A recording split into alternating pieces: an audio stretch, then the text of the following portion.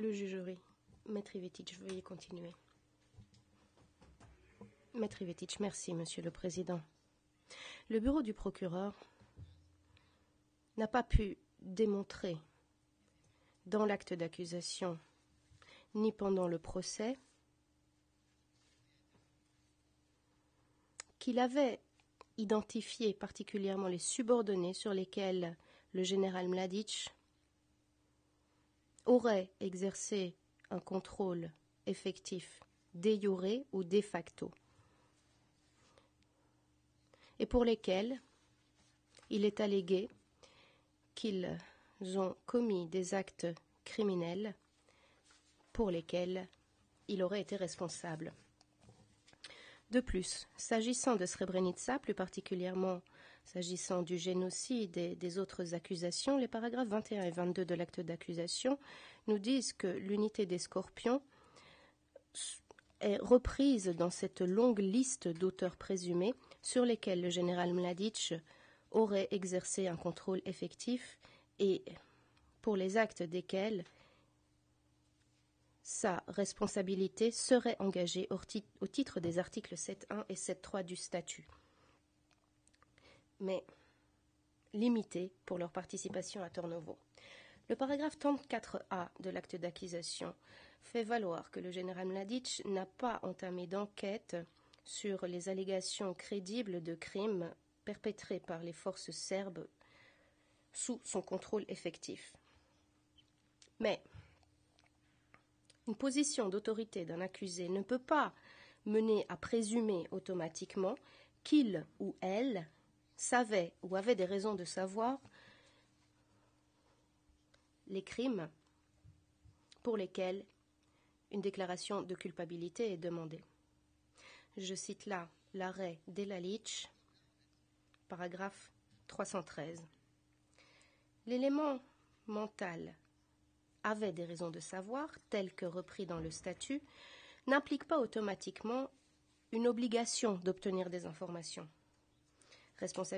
La responsabilité peut être imposée pour ne pas avoir délibérément essayé d'en trouver les raisons, mais pas pour ne pas avoir trouvé ces raisons de façon négligente. Et je cite là l'arrêt Blaskic, paragraphe 406. En fait, le bureau du procureur n'a pas avancé une thèse valable pour l'élément de supérieur hiérarchique et le fait que Mladic avait des raisons de savoir, et il n'a pas non plus obtenu d'éléments de preuve pour cet élément-là, particulièrement s'agissant des auteurs qui n'appartenaient pas à la VRS et des autres auteurs. Dans cette partie, je demande à ce stade-ci de la procédure et au titre de l'article 98 bis du règlement, de retirer le mode de responsabilité en vertu des articles 7.1 et 7.3 du statut comme des accusations, car les éléments de preuve ne peuvent pas étayer ce mode de responsabilité. À titre liminaire, nous aimerions souligner qu'il ne semble pas y avoir d'éléments de preuve crédibles que l'accusation ait présenté sur la participation d'un personnel de la VJ particulier pour les crimes allégués. Encore moins des éléments de preuve sur la façon dont le personnel de la VJ aurait pu être subordonné au général Mladic. En conséquence, nous demandons que la responsabilité du général Mladic au titre des articles 7.1 et 7.3 du statut soit retiré à ce stade-ci de la procédure pour les allégations portant sur l'activité de la VJ. S'agissant des autres auteurs allégués, nous pensons que la Chambre devrait se pencher sur les éléments de preuve réels qui ont été présentés par l'accusation pendant la présentation de ses moyens à charge et apprécier s'il y a des éléments de preuve qui étayent la charge de la preuve requise au titre de l'article 98 bis du règlement, démontrant que les unités de la VRS ou sous le commandement effectif du général Mladic auraient commis les crimes pour lesquels il est accusé. L'accusation n'a présenté aucun élément de preuve adéquat indiquant que le général Mladic aurait donné des ordres criminels à des des individus qui sont prétendument les auteurs des crimes énoncés dans l'acte d'accusation. Effectivement, pour ce qui est de Srebrenica, le témoin expert de l'accusation Richard Butler a confirmé que, s'agissant du mois de juillet 1995, ses recherches ne lui ont pas permis de trouver des documents ou ordres émanant du général Mladic donnant un ordre précis concernant l'exécution des prisonniers. Page du compte-rendu d'audience 16 573 à 16 574. Il faut rappeler qu'il n'y avait qu'un seul témoin qui a affirmé que le général Mladic avait participé personnellement à un des sites à Srebrenica, fournissant le tissu qui permettait de lier les mains des prisonniers. RM 255, page du compte-rendu d'audience 1177 à 1178. Il s'agirait, comme cela a été dit, le 16 juillet. Et il s'agissait d'éléments de preuve qui n'ont pas été précédemment présentés par les autres témoins dans leur déclaration préalable.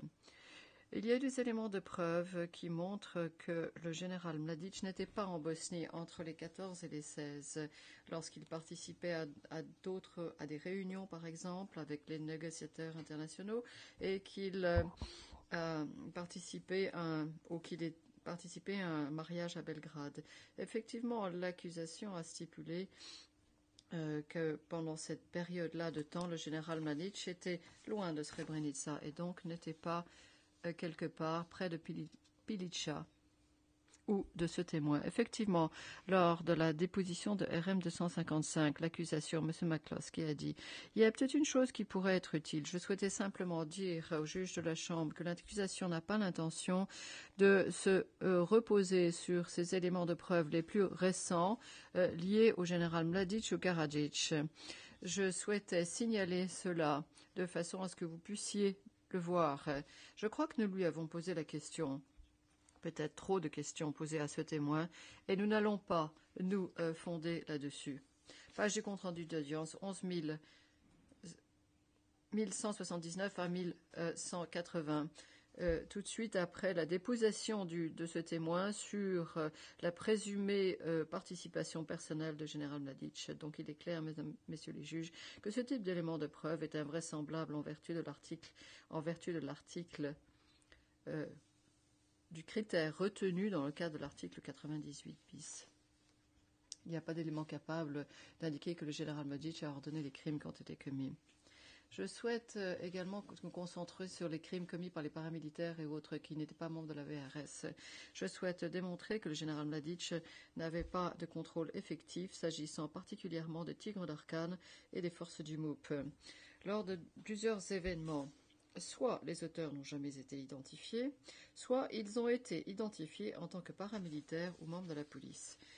Le compte-rendu démontre que le général Mladic, ou le dossier montre que le général Mladic, dès le 28 juillet 1992, a donné un ordre P501 versé au dossier, appelant au désarmement des paramilitaires.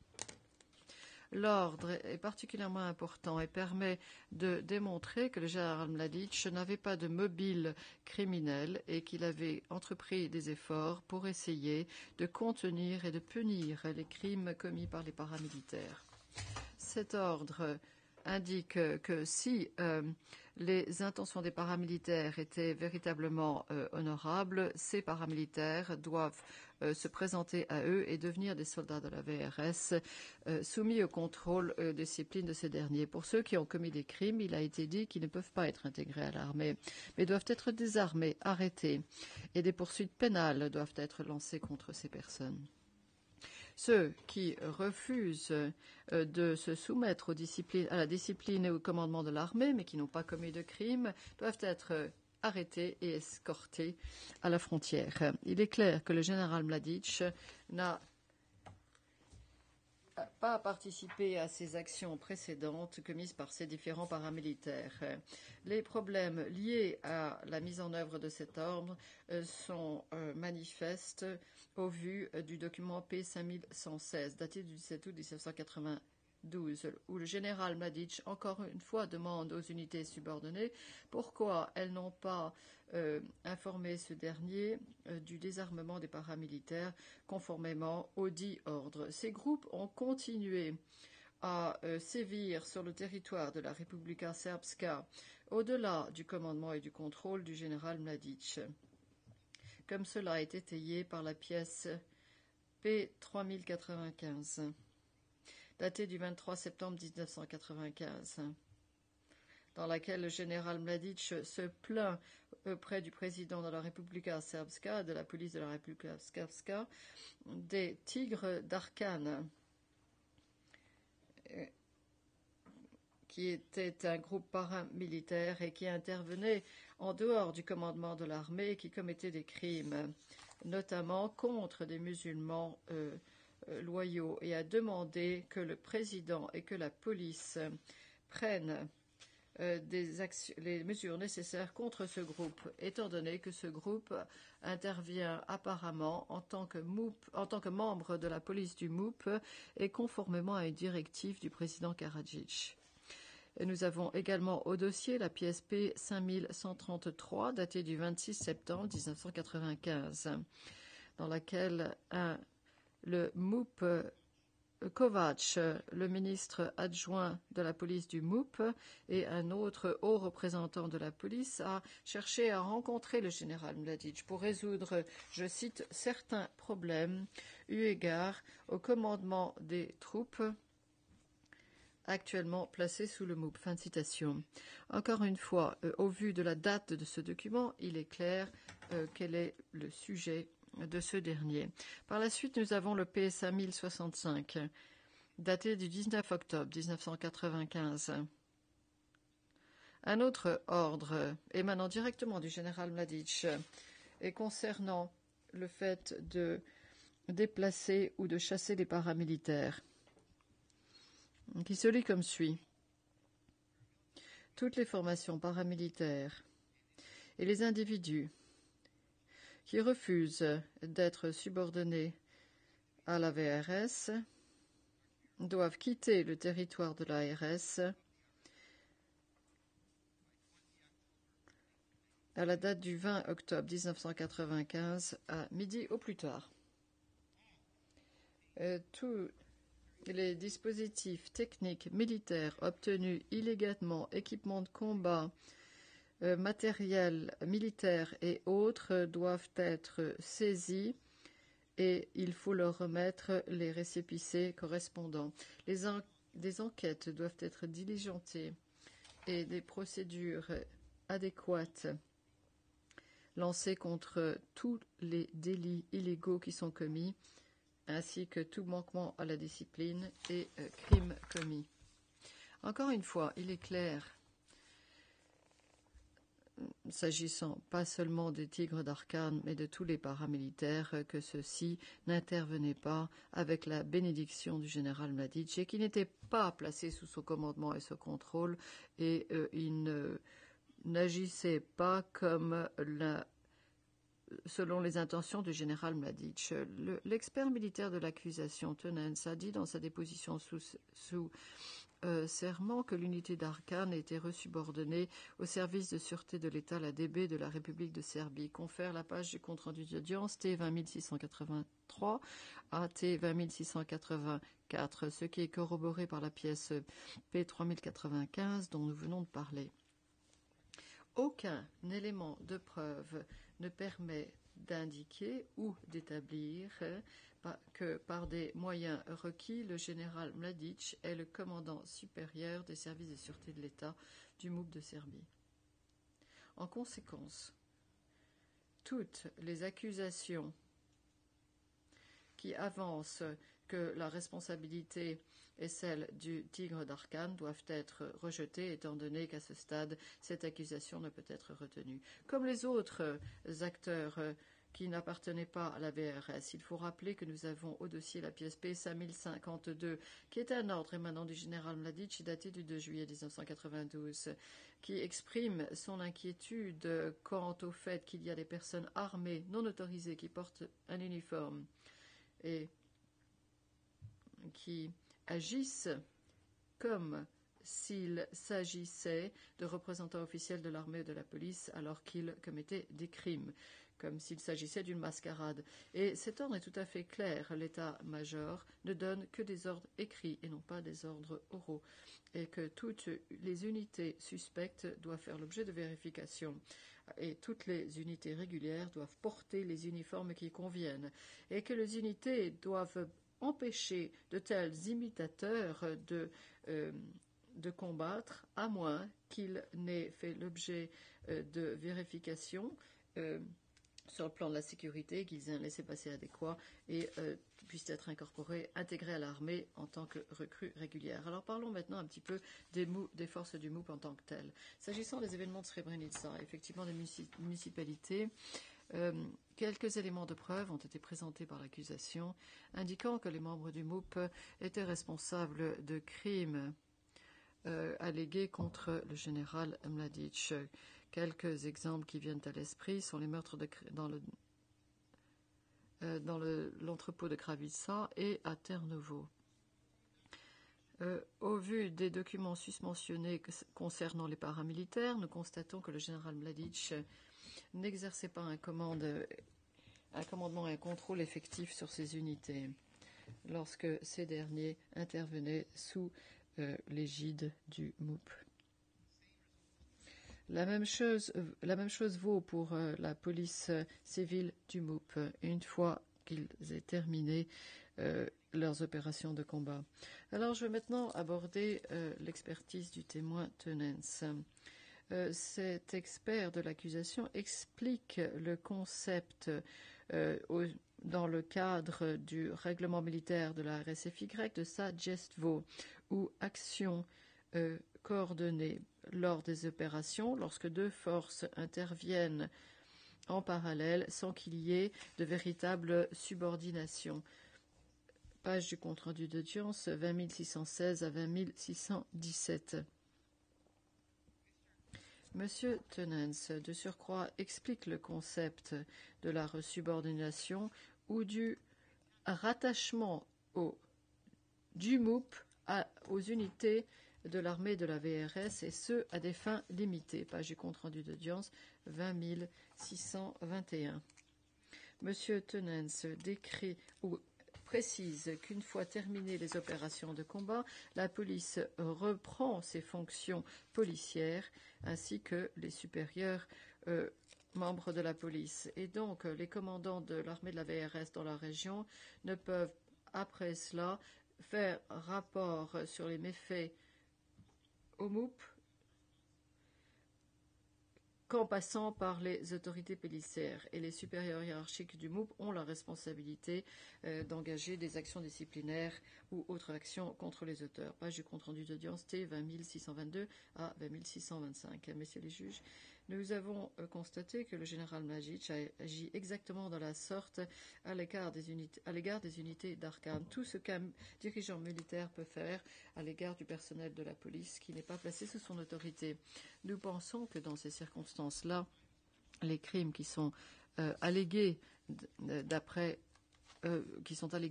avoir été commis par les membres du MOUP, par les seuls membres du MOUP, tels que l'entrepôt de Kravica, doivent être rejetés dans le cas de Mladic. Effectivement, l'enquêteur du bureau du procureur Blaskic a confirmé la vidéo Petrovic qui suit les actions des unités de la police autour de Srebrenica.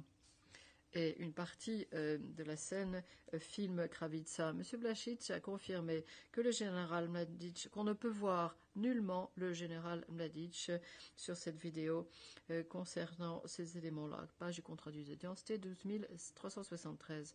Un autre point que je souhaite signaler. Le soi-disant groupe de Scorpions à Terre-Nouveau, la vidéo tristement célèbre du meurtre de 6 individus.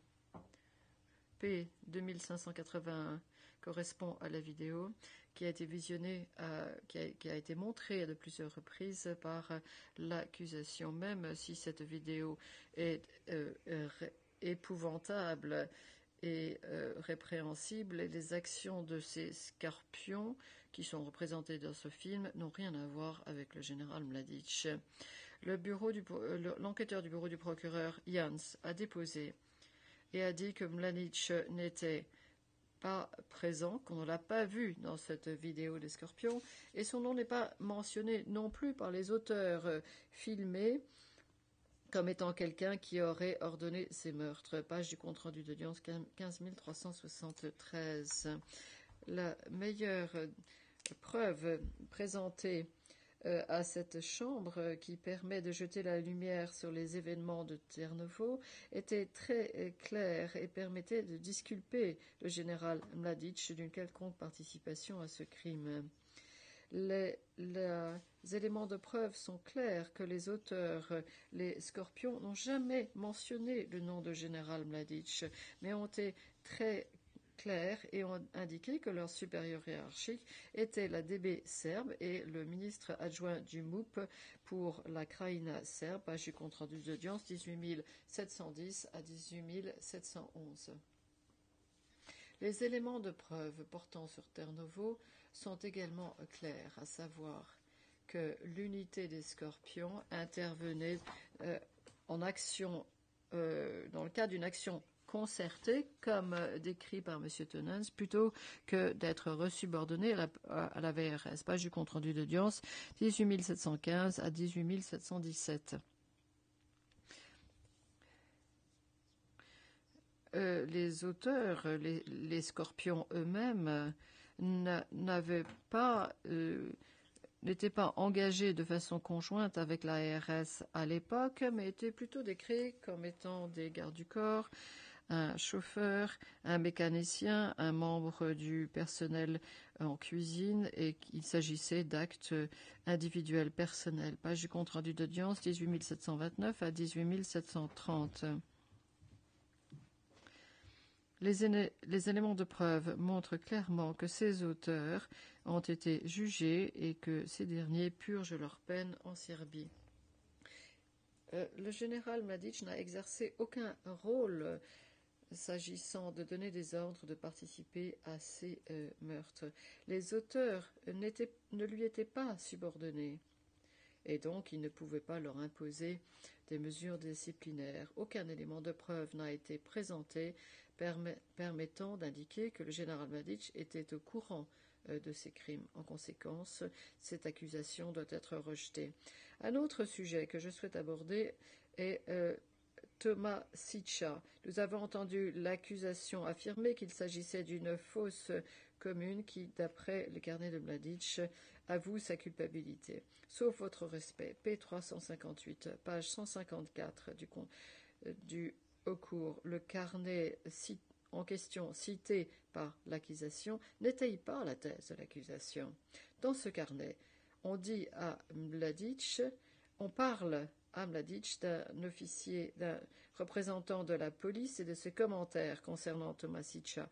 Le général Mladic est tout à fait clair que la VRS ne sait rien au sujet de ces corps et que la police essaye de leur faire porter la responsabilité de ces méfaits. Le général Mladic enjoint qu'une enquête soit diligentée concernant ces corps. Encore une fois, il s'agit de crimes commis par la police qui ne relèvent pas de ce contrôle effectif et donc ces éléments de preuve ne peuvent pas conduire à la responsabilité pénale de Mladic en tant que commandant et chef d'état-major de la VRS. Je vais maintenant aborder l'événement qui se trouve à l'annexe A7.5 de l'acte d'accusation. Skrljevita, Skrljevita.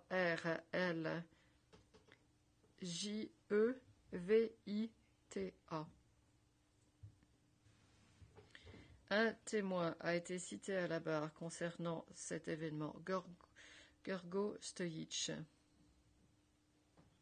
Vous vous souviendrez, messieurs les juges, que lors de la déposition de ces témoins,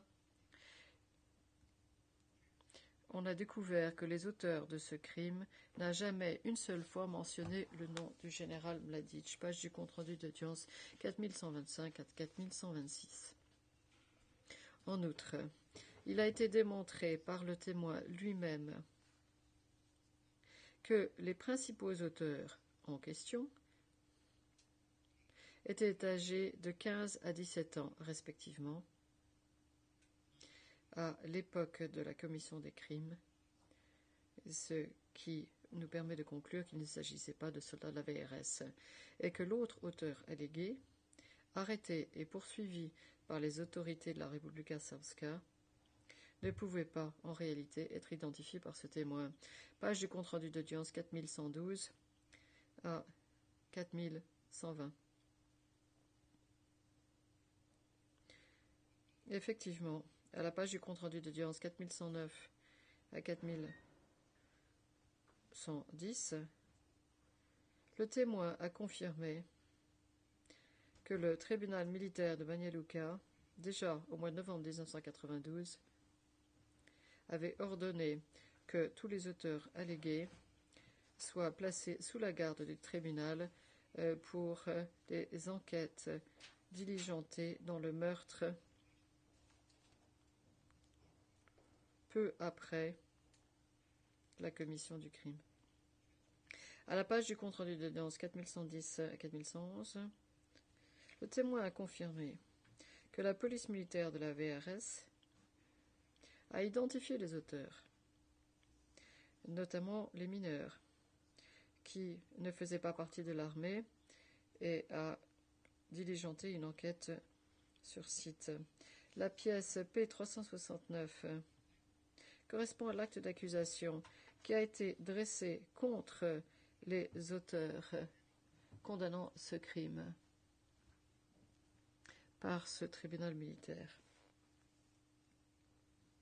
Messieurs les juges, il n'y a pas de preuves vraisemblables qui permettent d'indiquer que des personnes subordonnées à et placées sous le commandement et contrôle effectif du général Mladić auraient pu avoir commis ce crime, ou que les organes militaires placés sous ce contrôle ont omis de diligenter une enquête et de poursuivre les auteurs. En conséquence, cette accusation doit être rejetée.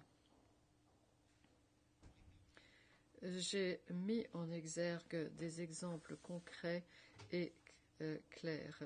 Au fin du compte-rendu d'audience, la thèse de l'accusation telle qu'elle a été présentée parle de paramilitaires et de personnel du MUP en tant qu'auteurs, d'après les événements qui sont décrits à l'annexe A de l'acte d'accusation 3.3 Ključ, 6.7 et 6.8 Prijedor, 9.1 Vlasenica.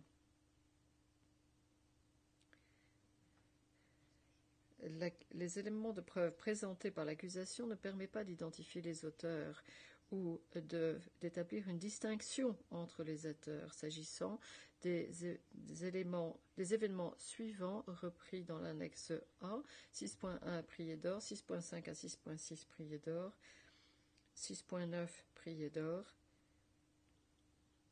7.3 Srpski Most.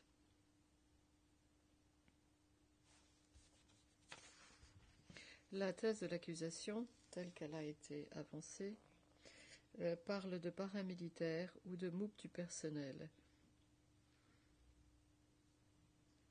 comme étant les auteurs des dits crimes, d'après l'annexe B suivant de l'acte d'accusation 1.1 Srpski Most, 1.2 Srpski Most, 10.1 et 10.2 Novigrad, 13.1 à 13.4 Prijedor, 16.2 Vlasenica.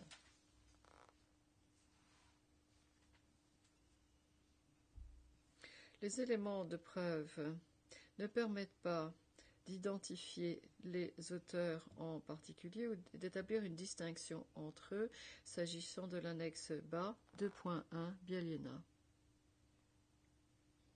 Pour ce qui est des centres de détention, la défense fait valoir qu'Omerska et Karaterm étaient des installations de la police.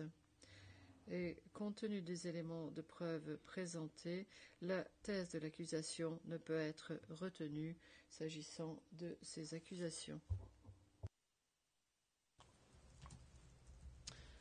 General Mladic.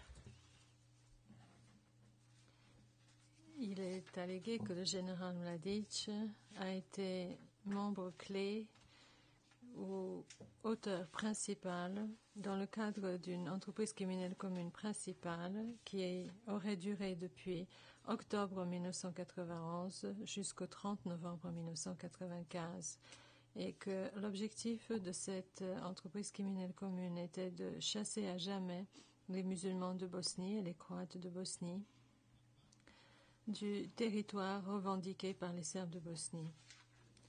Je me réfère au paragraphe 5 de l'acte d'accusation. L'acte d'accusation allègue de manière additionnelle, mais reliée à la première, l'existence d'une entreprise criminelle commune qui aurait pour objectif d'éliminer les musulmans de Bosnie de Srebrenica et de répandre la terreur parmi les civils de Sarajevo. Il s'agit du paragraphe 6 de l'acte d'accusation.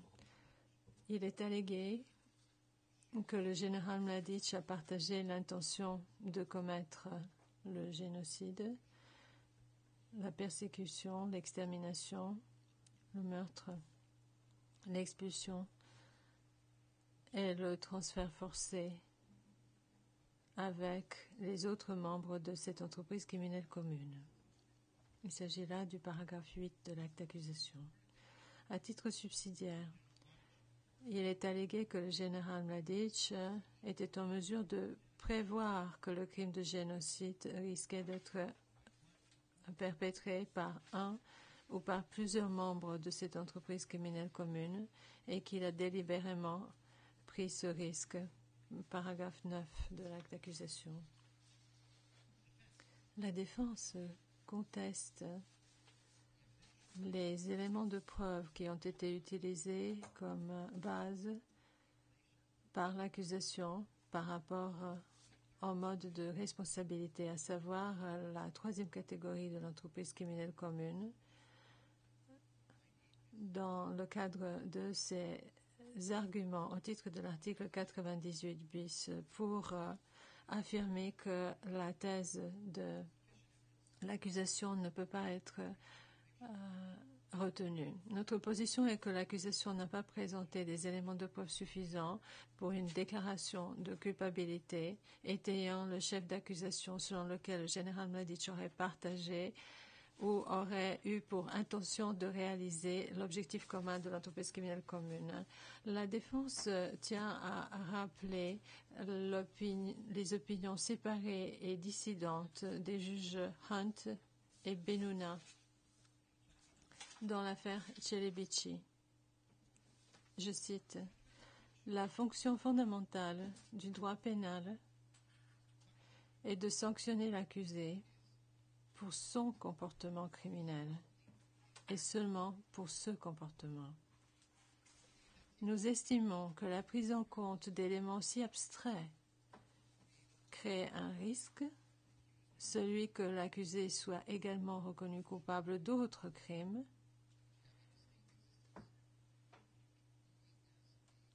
alors qu'ils ne doivent leur existence purement juridique et abstraite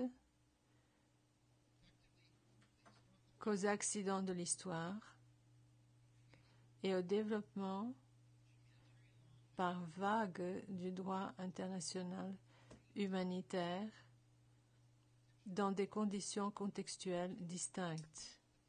C'est avant tout l'évolution du droit international humanitaire qui explique que les articles du statut englobent des crimes distincts, quoique se recoupant fréquemment, et non pas le fait que les articles en question sont censés exposer des corps de règles de droit pénal, réellement distincts en droit international humanitaire contemporain. Devant ce tribunal, la Chambre d'appel dans l'affaire Tadic a affirmé qu'il était approprié d'appliquer la notion d'objectif commun uniquement par rapport à l'entreprise criminelle commune lorsque les exigences, les critères suivants s'appliquent.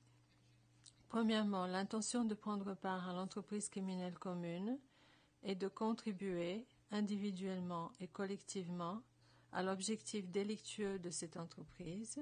Et 2. Le caractère prévisible de la perpétration éventuelle par un autre membre du groupe de crimes qui ne constituaient pas l'objet du but criminel commun. Paragraphe 220 de l'arrêt de la Chambre d'appel dans l'affaire Tadic. Avec votre autorisation, Monsieur le Président, Messieurs les juges, je me pencherai sur les éléments de preuve qui portent sur le critère d'après lequel le général Mladic a délibérément rejoint l'entreprise criminelle commune et aurait partagé et réalisé l'objectif commun de celle-là. Par la suite, je me pencherai sur les éléments de preuve qui portent sur le critère selon lequel le général Mladic aurait prévu le crime, la commission du crime de génocide. Nous affirmons que l'accusation n'a pas démontré que l'accusé a rejoint de manière délibérée l'entreprise criminelle commune. Le simple fait que le général Mladic ait eu des fonctions au sein de la VRS ne peut pas être utilisé en tant qu'élément de preuve principal pour en déduire sa responsabilité criminelle pénale, ce que j'interprète.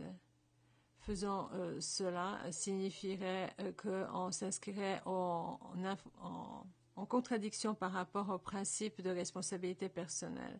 Plutôt que d'opérer une distinction entre l'accusé et les crimes spécifiques pour lesquels il est jugé, ce concept dégénère pour devenir un leurre qui, en fait, dissimule ou plutôt qui obscurcit ce lien très ténu entre le général Mladic et les actes pour lesquels il est jugé. Une position d'autorité d'un accusé ne peut pas permettre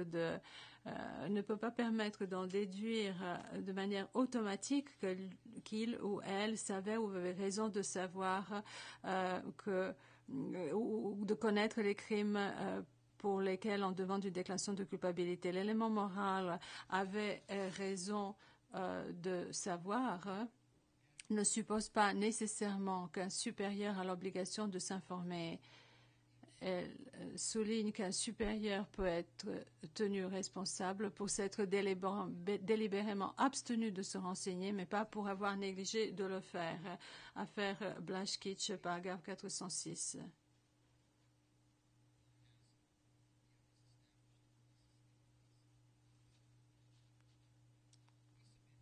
Nous affirmons que l'accusation n'a pas démontré que le général Mladic était d'accord ou qu'il a apporté son soutien à l'objectif commun de la troisième catégorie de l'entreprise criminelle commune pour ce qui est du crime de génocide. La défense reconnaît que le cadre de l'entreprise criminelle commune de catégorie 3 n'est pas entièrement réglé dans le droit pénal international.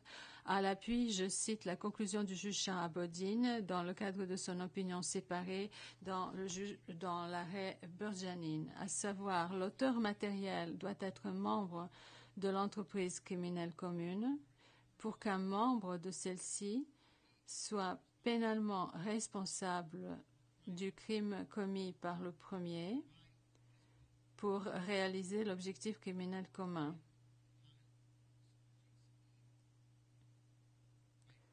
En affirmant la nécessité d'un accord exprimant l'intention des parties, cette approche respecte pour l'essentiel le principe qui veut que l'on ne soit responsable que de son propre fait. Fin de citation.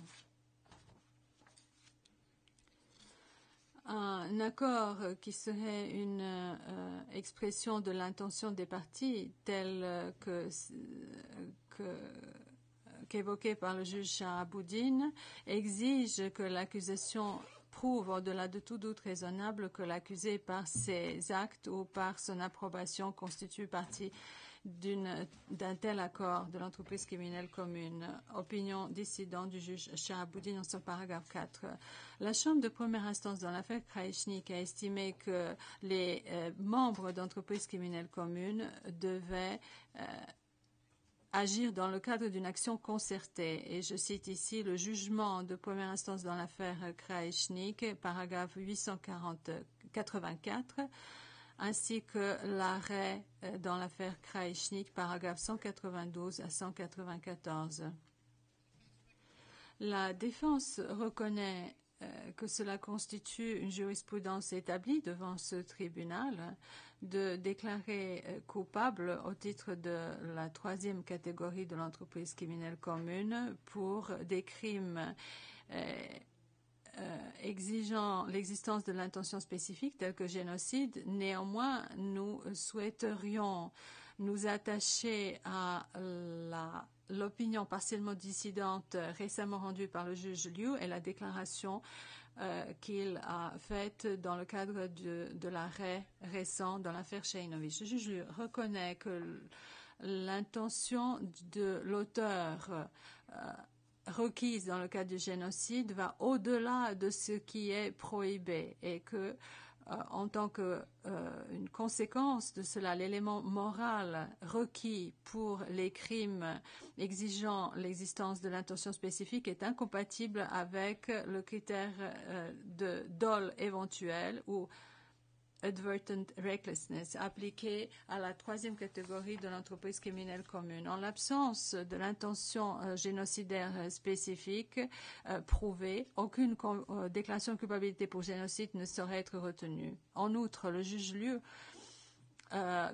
considère que le juge Antonio Cassese a raison lorsqu'il dit, et je cite, tout un chacun qui est responsable au titre de la troisième catégorie de l'entreprise criminelle commune a un élément moral distinct de l'auteur premier.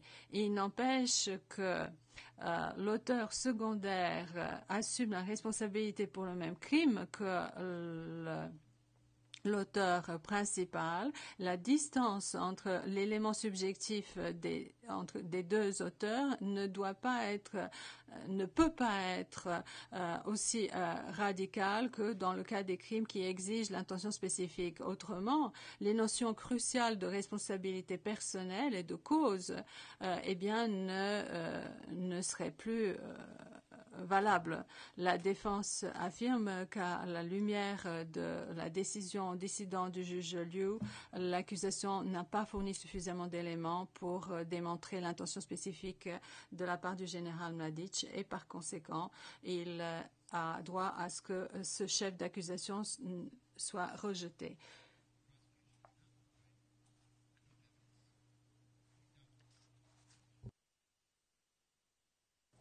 And therefore he is entitled to a dismissal of the related charge. Evidence shows. Les éléments de preuve démontrent que le général Mladic n'a pas partagé l'intention relative à l'existence de l'objectif commun. Le témoin de l'accusation, Manolo Milovanovic, dans sa déposition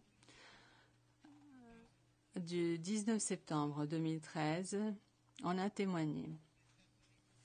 Il a témoigné au sujet de la directive numéro 7. Directive est donnée et signée par le commandant suprême, M. Karadzic. Le général Milovanovic explique que les commandants d'unité ne devraient pas prendre de mesures qui seraient fondées sur les directives émanant de Karadzic, qui auraient dû être envoyées au général Mladic. Et en l'occurrence, la directive numéro 7 a été envoyée à tous les commandants de corps d'armée. Nous avons ici un exemple de voie double dans le cadre de la chaîne de commandement. Les commandants de corps d'armée n'auraient pas dû réagir à la directive de Karadzic avant d'avoir reçu des ordres de Mladic qui auraient résulté de cette directive.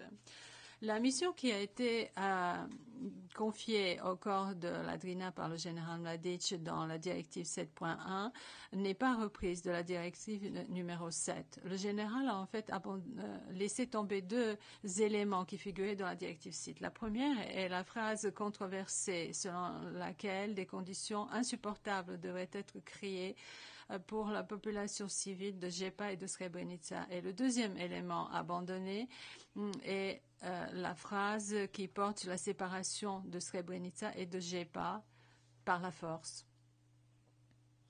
Le général Milovanovic affirme que l'accusé a exercé sa responsabilité personnelle lorsqu'il a pris la décision de ne pas exercer de pression sur la population civile et par conséquent n'adopte pas tous les éléments de la directive 7 de Karadzic, ce qui nous montre de manière manifeste que Mladic n'a pas partagé l'intention de détruire qui pourrait être attribuée à Karadzic comme émanant de la directive numéro 7.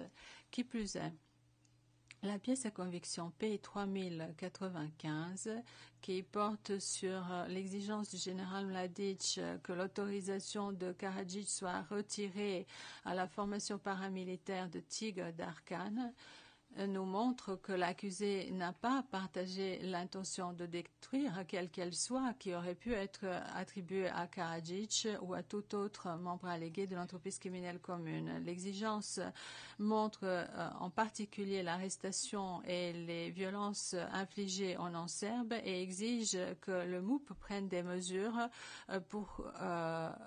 des mesures par rapport aux crimes qu'ils ont commis et qu'il désarme cette formation qui agit en application de l'autorisation qui lui a été donnée par le commandant suprême Karadzic. Monsieur le Président, Messieurs les juges, les éléments de preuve nous montrent que l'accusé n'a pas partagé l'intention ni l'objectif commun de l'entreprise criminelle commune afin de chasser définitivement les musulmans de Bosnie et les Croates de Bosnie du territoire revendiqué par les Serbes de Bosnie. Notre position est que l'accusation n'a pas présenté suffisamment d'éléments démontrant le contraire. En outre, la défense tient à rappeler la différence qui existe entre la responsabilité pénale d'un commandant et la responsabilité au titre de la troisième catégorie de l'entreprise criminelle commune, comme cela a été précisé par la Chambre d'arrêt dans l'affaire Burjanin. Comme cela a déjà été affirmé, la défense se penchera à présent sur le critère que le général Mladic aurait pu prévoir la commission du crime de génocide par d'autres membres allégués de l'entreprise criminelle commune. La Chambre d'arrêt dans l'affaire Tadic a affirmé que tous les membres de l'entreprise criminelle commune devaient avoir été en mesure de prévoir ce résultat. Et cette Chambre a constaté que plus qu'un acte de négligence est requis, le critère qui s'applique à la troisième catégorie d'entreprise criminelle commune est le critère de dol éventuel. En l'absence d'accord entre les membres de l'entreprise criminelle commune, il existe le risque que l'un ou plusieurs participants sortiront du cadre de l'objectif commun de l'entreprise. Une entreprise criminelle commune exige qu'il y ait une entente entre les participants et une attribution mutuelle de conduite parmi ceux-là. Notre position est que la doctrine de l'entreprise criminelle commune ne constitue pas un instrument approprié afin de supporter une déclaration de culpabilité de l'intention génocidaire alléguée du général Mladic. Et nous estimons que l'accusation n'a pas présenté des éléments de preuve suffisants sur cette question. Nous pensons que cela correspond au raisonnement de la Chambre d'arrêt dans l'affaire Kvochka, au paragraphe 91 à 92.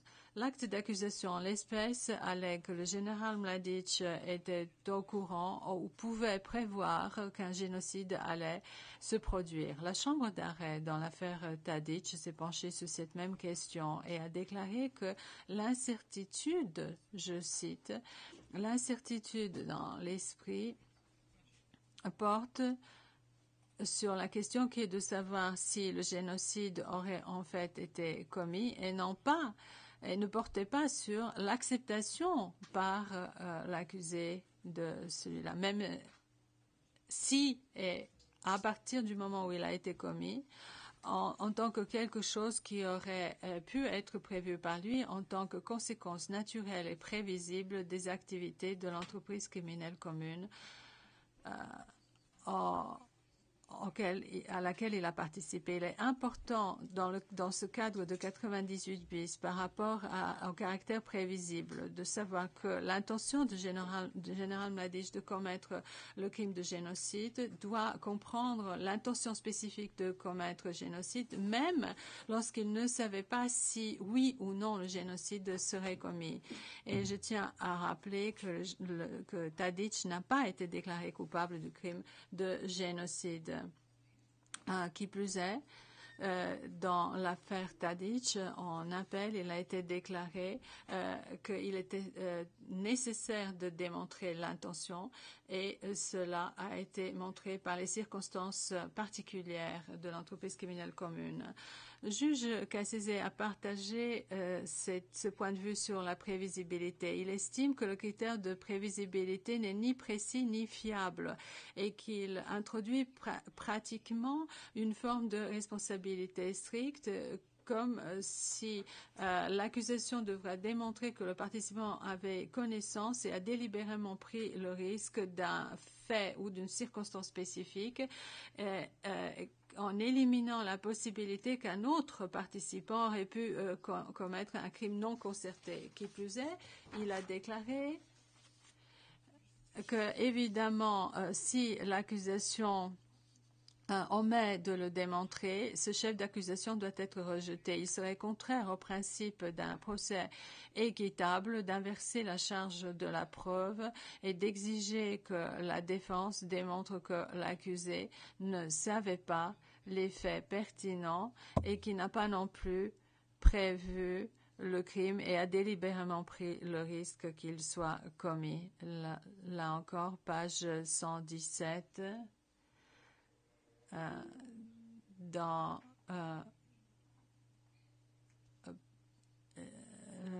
le texte Proper Limits of Individual Criminal Liability under the Doctrine of JCA par feu juge Cassese. Dans son opinion dissidente, en l'arrêt interlocutoire dans l'affaire Burjanin, la décision se lit comme suit. La troisième catégorie de l'entreprise criminelle commune ne nous exempte pas de la nécessité de démontrer l'intention. Cela fournit une modalité pour démontrer l'intention dans des circonstances particulières, à savoir par la preuve de la de ce qui a été prévu dans ces circonstances, de ce qui pouvait être prévu, ce que j'interprète. À la lumière de cette entente et de l'attribution mutuelle de la conduite des participants et les circonstances particulières qui entourent l'entreprise criminelle commune, la défense voudrait attirer l'attention des juges à la pièce P 4283, à savoir à une décision qui a été rendue par le commandant suprême Karadzic. Ces décisions portent sur la tentative de Karadzic de réaffecter Mladic à une position à l'extérieur de l'état-major principal. Et cette tentative est corroborée par le témoin de l'accusation, le général Milovanovic. Je souhaite citer la page 17106 du compte-rendu d'audience où Milovanovic déclare, et je le cite, « Karadzic s'est mis à parler et il a parlé de rebaptiser l'état-major principal pour qu'il devienne l'état-major général. Je lui ai demandé si toutes les personnes présentes devraient écouter cela. Et il a dit que tous les autres devraient partir, sauf Kraïchnik.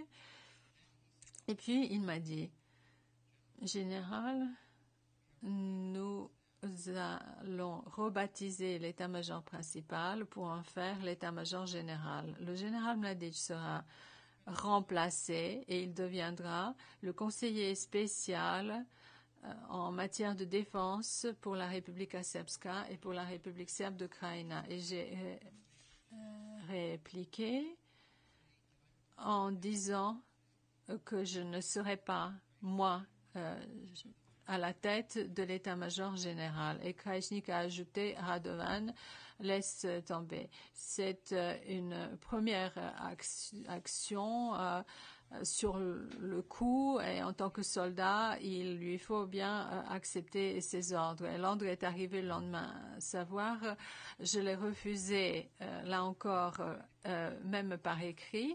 Tous les généraux de la République Srpska l'ont refusé, ont signé une pétition à l'adresse de l'Assemblée de la République Srpska, et c'est l'Assemblée qui a nommé Ratko Mladic à la tête de l'état-major principal. Donc seule l'Assemblée peut le relever de ses fonctions, et pas le président. Fin de la citation. Sur la base de ce que je viens de dire, la conclusion la plus raisonnable au vu des éléments de preuve est que cette entente commune n'a pas existé, celle qui est alléguée par l'accusation, et que la tentative du président Karadzic de réaffecter Mladic montre clairement quelles sont les circonstances qui entourent l'entreprise criminelle commune, ou plutôt dans ces circonstances montre qu'il essaye d'exclure l'accusé. Notre position est que l'accusation n'a pas démontré par des éléments de preuve suffisants autrement. Je pense que le moment est venu de faire une pause. Nous pourrions peut-être faire une pause avant que je ne termine mon exposé. Le président, si cela vous convient, nous allons faire notre pause et nous allons revenir à 13h25.